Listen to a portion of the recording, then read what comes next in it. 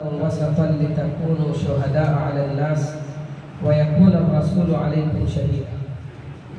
استاذ محترم، علماء کرام، فارغین جامعہ اور ابنائے جامعہ،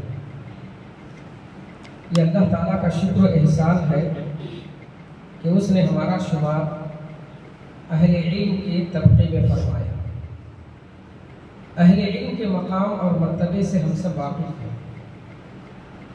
اللہ تعالیٰ کے پاس ہمارا جو مقام ہے وہ تو ہے ہی۔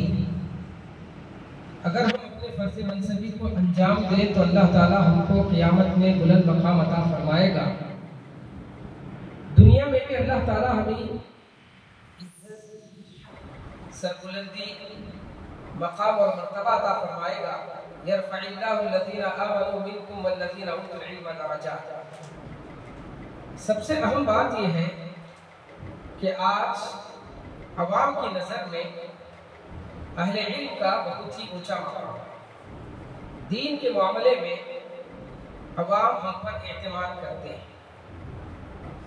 5-6 سال، 4-5 سال جب ہم کسی ادارے میں تعلیم حاصل کرتے ہیں، حافظ قرآن بن جاتے ہیں یا عالم دین بن جاتے ہیں، تو ہم کو امامت کا، خطابت کا، تدریس کا عہدہ عطا کیا جاتا ہے۔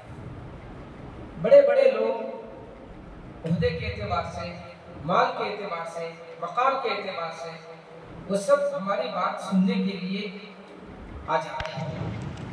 تو دنیاوی اعتبار سے اللہ تعالیٰ نے ہم کو اس دنیا میں بہت ہی اونچا مقام عطا کیا ہے، تو اس کا فائدہ اٹھانا ہمارے لیے ضروری ہے۔ ہم حقیقت میں خادم دین کی خدمت